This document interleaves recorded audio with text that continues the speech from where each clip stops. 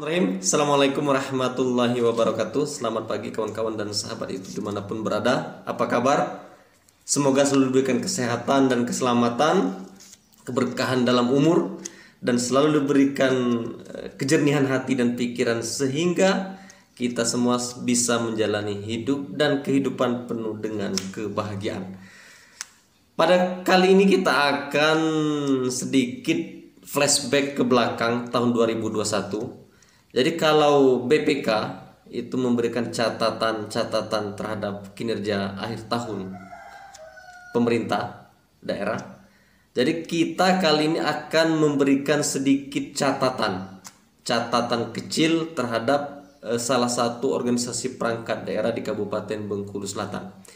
Yang menurut saya ada beberapa catatan, bisa juga disebut kalau istilah saya itu catatan hitam terhadap kinerja salah satu OPD.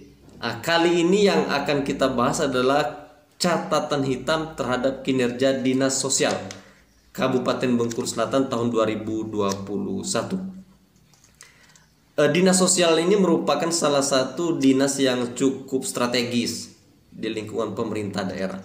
Di Dinas Sosial ini merupakan leading sektor terhadap beberapa bantuan sosial, program bantuan sosial, baik itu dari daerah maupun dari pemerintah pusat.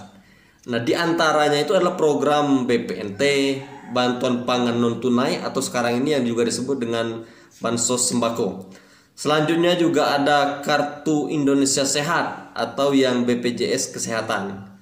Nah, dan juga ada program bantuan PKH yang leading sektornya juga dalam proses pendataan, validasi, pengusulan itu selalu melibatkan Dinas Sosial selaku instansi teknis di tataran pemerintah daerah. Nah, pada kesempatan kali ini saya akan lebih fokus memberikan catatan terhadap kinerja Dinas Sosial Kabupaten Bengkulu Selatan tahun 2021 dalam hal program Kartu Indonesia Sehat atau yang lebih kita sering itu BPJS Kesehatan, terkhusus untuk BPJS Kesehatan yang bersumber bantuan dari APBN atau Kartu Indonesia Sehat di PBI.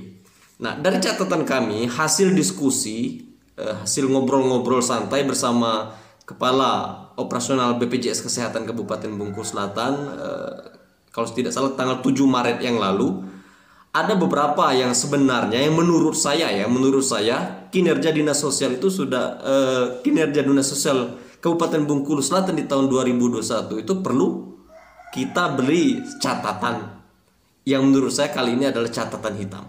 Nah, yang pertama terkait dengan program Kartu Indonesia Sehat, BPJS bantuan untuk warga miskin yang bersumber dari dana APBN pusat. Di 2021 itu ada kota Kabupaten Bengkulu Selatan itu data terakhir November itu ada 81.000 warga miskin Bengkulu Selatan yang ada kuota yang bisa memperoleh bantuan BPJS Kesehatan. Nah, namun ternyata 81 itu seluruhnya tidak terserap. Ada 81.000, namun yang aktif di Bengkulu Selatan itu di tahun 2021 itu 56.000, hanya 56.000. Artinya ada 25.000 yang tidak termanfaatkan, yang tidak digunakan. Masyarakat tidak terdaftar, padahal ada kuota 25.000 loh. 25.000 ini sia-sia menurut saya. Ini sama halnya kita ada jatah membelanjakan uang untuk 81.000 warga Bengkulu Selatan. Namun kita tuh hanya bisa membelanjakannya 56.000 saja. 25.000-nya kemana? 25.000-nya ini ya tidak termanfaatkan dengan baik. Apa penyebabnya? Ya bisa jadi di mekanisme pengusulan yang kurang optimal, mekanisme validasi dasar, pendataan oleh Dinas Sosial dan jajaran-jajarannya yang kurang optimal, sehingga kuota ini tidak terpenuhi. Artinya menurut hemat saya dengan kuota Kartu Indonesia Sehat 81.000, di tahun 2021 hanya 56.000 yang bisa tercover bantuan, 25.000 terbuang sia-sia saja, tidak dimanfaatkan padahal kuotanya ada. Ini merupakan sebuah catatan yang tidak baik untuk dinas sosial, untuk kinerja dinas sosial di tahun 2021. Masa ada uang 81.000, jatah 81.000 warga Bengkulu Selatan, hanya 56.000 saja yang terrealisasi. 25.000-nya tidak terkelolakan dengan baik, tidak termanfaatkan dengan baik. Sayang loh. Ingat, di 2021 itu kita program Jamkesda yang terafiliasi dengan BPJS dihapuskan. Ada 42 ribuan warga masyarakat Bengkulu Selatan yang sebelumnya menerima BPJS Jamkesda tidak menerima di tahun 2021 dengan alasan ada program-program lain ya, berobat gratis apa dan lain sebagainya.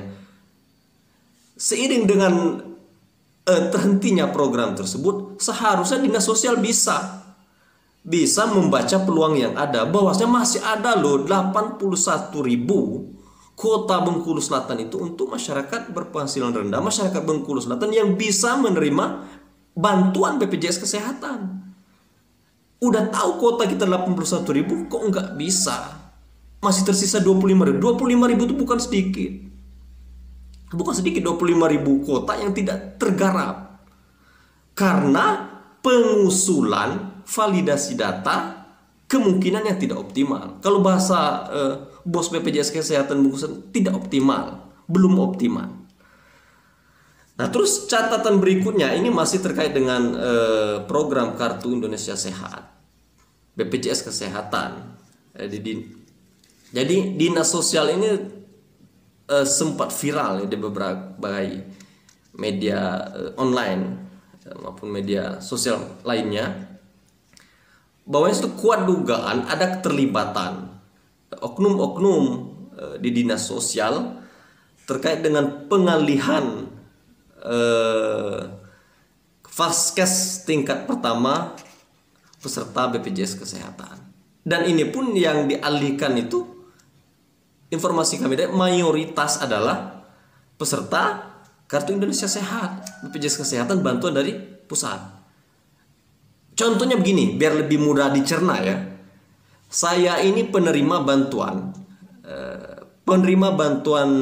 BPJS Kesehatan dari pemerintah pusat. Saya terdaftar di Tungkal, Puskesmas Tungkal, Vaskes pertama saya. Namun, tahu-tahu ketika saya mau berobat di Tungkal, nama saya itu tidak terdaftar di Vaskes Tungkal. Sampean ini nggak terdaftar di Tungkal. Sampean terdaftar di klinik A misalnya, di klinik A, swasta, klinik swasta ya. Nah, pengalihan ini kuat dugaan untuk mendapat mengeruk keuntungan secara pribadi atau kelompok ya. Karena per orang peserta BPJS Kesehatan ya, itu baik bantuan dari BPJS kabupaten maupun pribadi ataupun BPJS bantuan dari APBN pusat, itu per orangnya kalau nggak salah 8.000 ya, 8.000 rupiah itu masuk ke Vaskes pertama. Begini, jadi kalaulah si Vaskes pertama misal ya yang dialihkan ke klinik A tadi, klinik A itu ada 6.000 peserta penerima BPJS Kesehatan bantuan dari PBI APBN, itu dialihkan dari Vaskes yang asli berdasarkan domisili dia, dipindahkan ke klinik A. Jadi kalau ada 6.000 kali 8.000 rupiah per bulan, itu berarti ada 48 juta rupiah uang yang bersumber dari kapitasi BPJS dimainkan oleh, kuat diduga oleh oknum-oknum ya, oknum-oknum yang terlibat. Mungkin banyak yang terlibat dalam hal ini. Dan ini diakui loh. Diakui oleh Kepala BPJS Kesehatan Kabupaten Bengkulu Selatan. Bahwasannya dulu memang ada kedapatan ya, ketahuan ada permainan pemindahan secara unprosedural menurut saya. Tidak sesuai prosedur. Misalnya tadi saya Vaskesnya Tungkal, Tiba-tiba giliran saya mau berobat, oh udah terdaftar di klinik A. Itu tanpa sepengetahuan saya. Dipindahkan, itu informasi dari Kepala BPJS Kesehatan, itu ada 6 ribuan ya. 6 ribuan warga Bengkulu Selatan yang dipindahkan dari Vaskes 1 aslinya sesuai dengan domisilinya, dipindahkan ke klinik A. Klinik A ini tadi keuntungannya apa? Misalkan ada 6.000 yang dipindahkan, 6.000 kali 8.000 rupiah per orang, itu kan masuk ke kas klinik. Dana kapitasi namanya, itu ya sah-sah saja ya, memang dihalalkan bahasanya. Cuman prosedurnya ini yang menurut saya kurang halal. Kenapa ini menurut saya juga menjadi catatan hitam dari dinas sosial? Ya karena nggak mungkin dinas sosial tidak tahu. Selaku yang terlibat dalam proses pendataan ini. Apalagi salah satu dulu ya, petinggi-petinggi dinas sosial ada yang berafiliasi dengan salah satu klinik di Bengkulu Selatan ini. Nah, apakah ini hoax atau menuduh tanpa alasan? Ternyata tidak.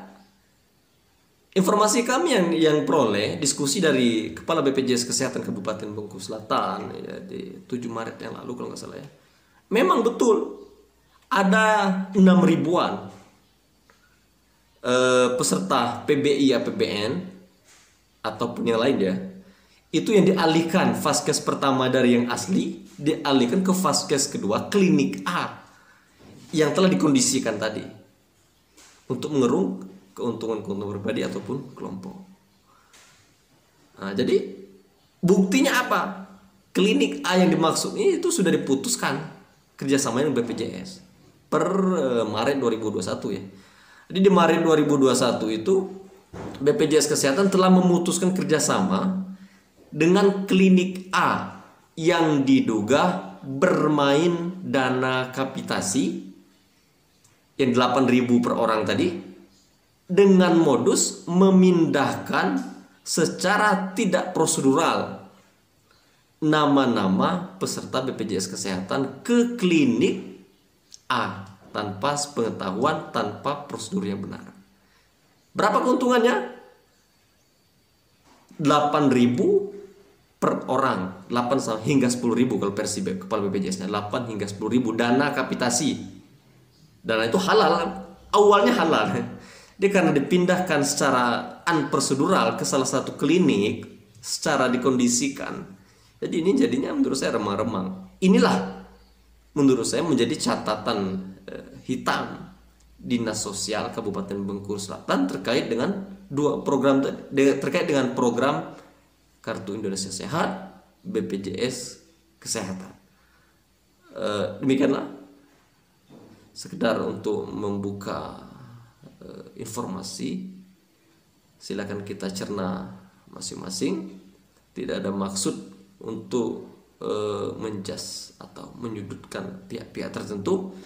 Namun semoga ini memberikan wawasan pengetahuan, membuka ruang pemikiran bagi kita semua untuk menjadi catatan-catatan perbaikan bagi pemerintah daerah, terkhusus Dinas Sosial Kabupaten Bengkulu Selatan di masa-masa yang akan datang. Jangan sampai ada lagi kuota Kartu Indonesia Sehat yang kita tidak bisa memenuhinya, padahal masyarakat sangat membutuhkannya, hanya karena keteledoran proses pengusulan validasi data yang kurang optimal.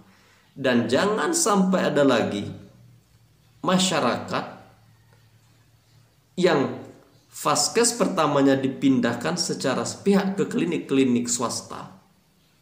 Klinik swasta itu boleh sebenarnya, tapi ke klinik-klinik lain yang bukan sesuai dengan keinginannya, tanpa sepengetahuan dan tanpa sesuai prosedur yang benar. Bayangkan misalnya ada masyarakat di Kecamatan Kedurang, Vaskes pertamanya, namun dia tercatat di sistem KIS, di sistem BPJS itu vaskes pertama itu ada di salah satu klinik di kecamatan Kota Mana misal. Bayangkan, gila dia mau berobat di Kedura untuk berobat secara pasien BPJS Kesehatan tidak bisa karena dia dialihkan sepihak tanpa prosedur yang benar ke klinik A tadi yang berada di Kota Mana. Terlalu jauh dia berobat dari Kedura ke Kota Mana hanya karena dipindahkan secara sepihak untuk mengakal-akali anggaran kapitasi 8.000 hingga 10.000 rupiah per orang. Informasi kami dapat, untuk klinik A itu yang dimainkan itu mencapai 6.000 peserta, 6.000 orang per bulannya. Dikali 8.000 rupiah, 48 juta per bulan, uang masuk, uang kapitasi yang dimainkan di klinik A tadi. Walaupun itu juga untuk sebagian untuk keperluan pasien, keperluan masyarakat juga. Demikianlah, semoga bermanfaat. Kami akhiri. Billahi fissabil haq fastabiqul khairat. Assalamualaikum warahmatullahi wabarakatuh. Saudara, puluhan ribu kuota peserta jaminan kesehatan bagi masyarakat miskin dari program Kartu Indonesia Sehat belum terpenuhi. Di tahun 2022 ini kuota KIS Bengkulu Selatan sebanyak 88.000, namun baru terpenuhi 56.000. Penataan dan pengumpulan data masyarakat miskin untuk menerima bantuan jaminan kesehatan melalui Kartu Indonesia Sehat BPJS Kesehatan di Bengkulu Selatan belum berjalan optimal.